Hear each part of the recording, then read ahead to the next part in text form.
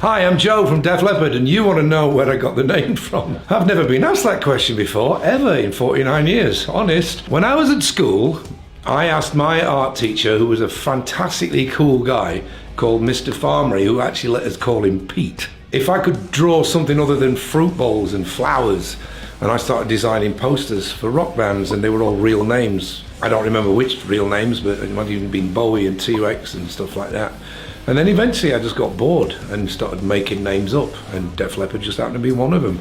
And I also did this collage thing where I was cutting mad pictures up, and I think one of them was a policeman, but I put a chicken's head on him and stuff like that, you know, and the words Def Leppard were involved in that one. And I took it home when I left school, and it was just in my bedroom, and when we all got together, I suggested it because it had been floating around in my head that Def Leppard was a good name for a band.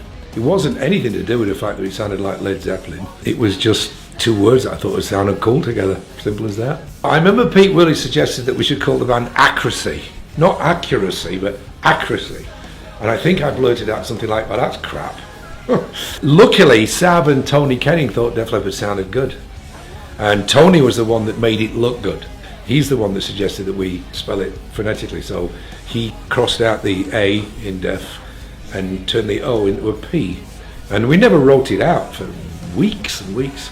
Only when we wrote it out did it kind of resemble Led Zeppelin a bit, but we were like too far gone on it by then, so it didn't matter.